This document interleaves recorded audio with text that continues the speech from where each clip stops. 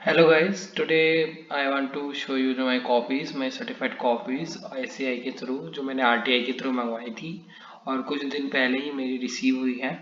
इसमें मैंने advance accounting में 75 आउट ऑफ 100 स्कोर किया है और बहुत इजी है इसमें स्कोर करना, कोई भी कर सकता है। बस स्ट्रेटेजी चाहिए होती है, प्लान चाहिए होता है और बहुत इजीली इस स्कोरिंग सब्जेक्ट में स्कोर किया जा सकता है। तो सबसे पहले मैं आपको दिखाता हूँ, मैंने सबसे पहले क्वेश्चन नंबर 6 अटेम्प्ट किया था जिसमें मुझे 15.5 ओवरऑल मिले हुए हैं। और सबसे पहले मेरी भी ये रिकमेंडेशन रहेगी कि आप सबको 6 क्वेश्चन से स्टार्ट करना चाहिए because it is normally very easy question.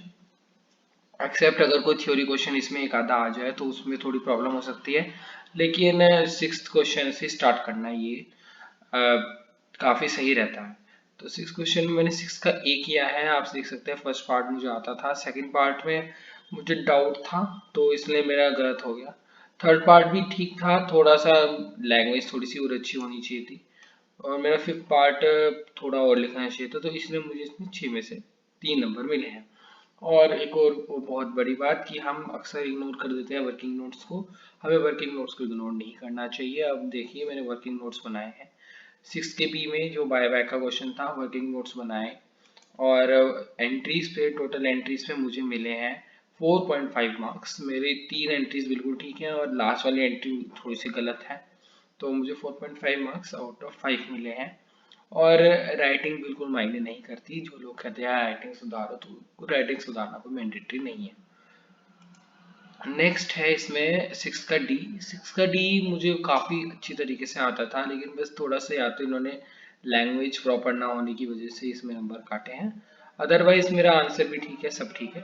तो 0.5 मार्क्स मुझे थोड़ा इन्होंने यहाँ पे कम दिए हैं। इसके अलावा ये तो प्रॉपरली किया हुआ है, तो मुझे 3 नंबर मिले हैं इसमें। थोड़ी इनकी लैंग्वेज की प्रॉब्लम रही। अब 6 का ई क्वेश्चन, जो कि आपको पता है कि क्वेश्चन था हमारा परचेज कंसिडरेशन निकालने का और कंसिडरेशन की डेफिनेशन लिखने का।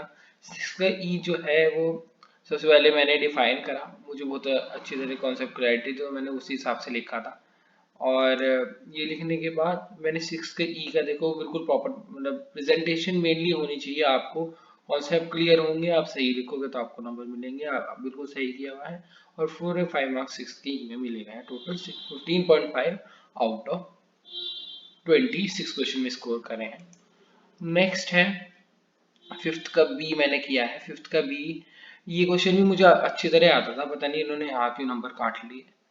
तो कोई बात नहीं। देखिए मैंने बिल्कुल अप्रोप्रिएटली सॉल्व किया हुआ है और मुझे इन्होंने 5 में से 3 नंबर दिए हुए हैं।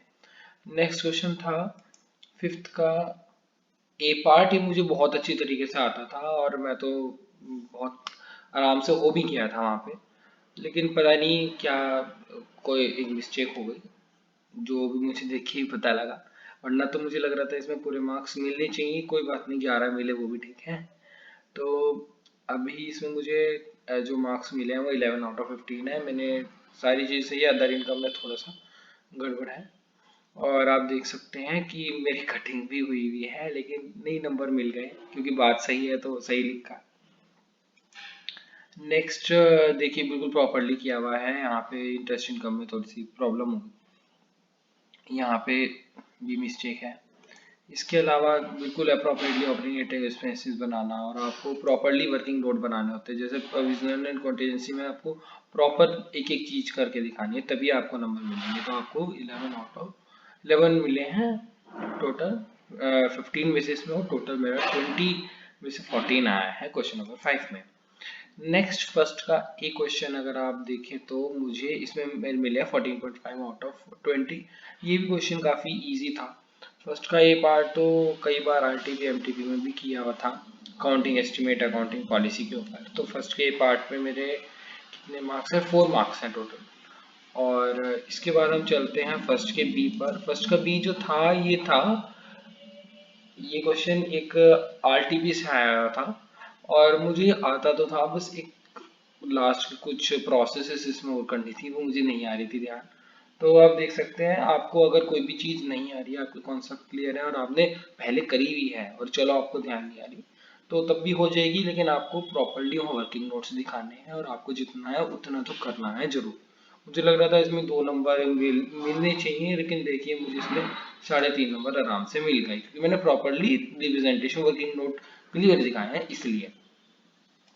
नेक्स्ट फर्स्ट के सी में जाएं तो फर्स्ट के सी में मुझे डायलूटेड ईपीएस का मैं आखिरी टाइम पे जब रिवाइज कर रहा था वो रह गया था बस थोड़ा सा। तो बस ईपीएस सही, ईपीएस तो नॉर्मली सही निकाला हुआ है, डीईपीएस में मिस्टेक हो गई है डायलूटेड निकालने में, कोई बात नहीं, 2 नंबर उन्होंने 3.5 दिए हैं। यही मैं आपको कहता हूँ कि वर्किंग नोट अगर आप ढंग से एक एक चीज करके दिखाओ तो आपको नंबर मिलेंगे, 3.5 मिले हुए हैं। इसके बाद है फर्स्ट का डी। फर्स्ट का डी आप देखिए तो मुझे मिले हैं फर्स्ट के डी में 3.5 आउट ऑफ 5 एंड ये क्वेश्चन मुझे आता था और मैंने तो बिल्कुल प्रॉपरली लैंग्वेज भी लिखी थी।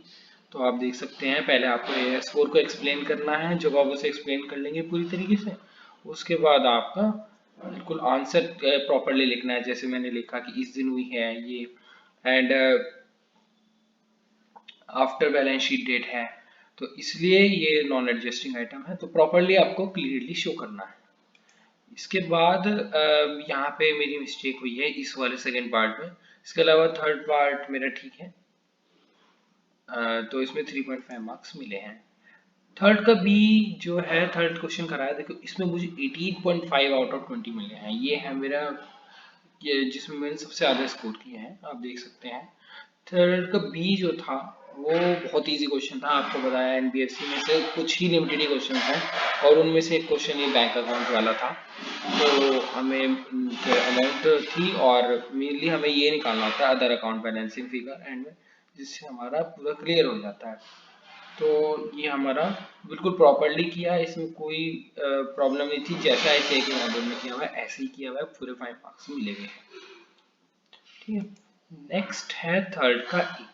थर्ड का ए में लास्ट क्वेश्चन था मेरे ख्याल से, मेरे हिसाब से थर्ड का ए है, इसमें मुझे ये है consolidated balance sheet of H limited, ये बहुत ही इजी क्वेश्चन था, तो इतना इजी क्वेश्चन मैंने आज तक नहीं देखा था, इसमें पता नहीं कहाँ मिस्टेक हो गई, लेकिन मैं अपनी तरफ से पूरा करके आया था, मुझे इन्होंने चलो इतने 13.5 भी दिए हैं तो कोई बात नहीं, और ये भी वर्किंग नोट की वजह से मिलते हैं चाहे आपकी राइटिंग खराब हो।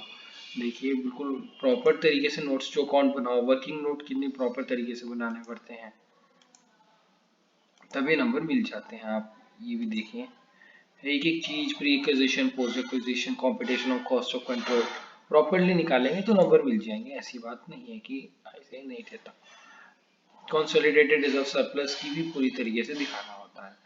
अब ये एक प्रॉब्लम हो गई थी, ये ऐसे आपको गलती नहीं करनी, ये थर्ड का भी क्वेश्चन था, ये मुझे लगा कि नहीं करना और बस फिर बाद में डिसीजन चेंज हो गया था कि इसे नहीं करना था, इसलिए मैंने इसे काट रखा है।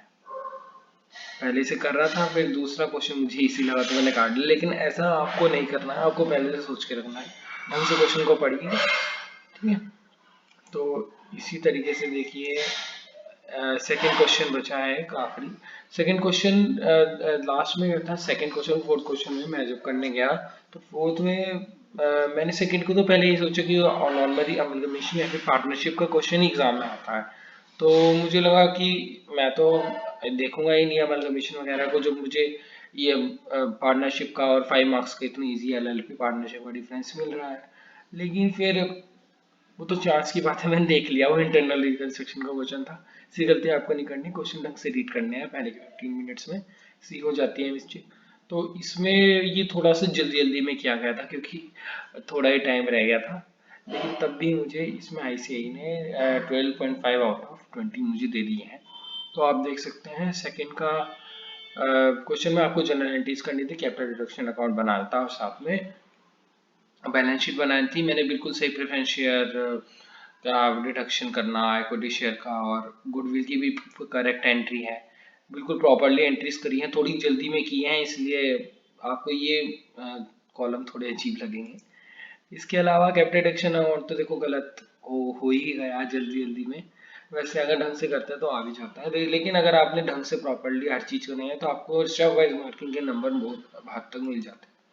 अब बैलेंस शीट देखिए मैंने बनाई है तो मेरा कुछ मिस्टेक्स हैं इसमें, कोई बात नहीं, लेकिन ठीक है नंबर मिले हैं इतने भी ठीक है। अब शेयर कैपिटल बनाया है, ये बनाया है कैश एंड कैश इक्विवेलेंट, तो मुझे टोटल 12.5 मार्क्स मिले हैं। And it is very easy to score such and marks. आपको बस प्रैक्टिस चाहिए और पहले से किसी जगह लिख के रख दीजिए, किसी जहाँ बार बार जाएं वहाँ पे अपने नंबर लिख के रख दीजिए, मुझे इतना मिनिमम स्कोर करने हैं, तो आप बहुत इजीली स्कोर कर लेंगे क्योंकि आपका ब्रेन बार बार उधर की तरफ अट्रैक्ट होगा। So thank you for watching my video, share and subscribe more and more.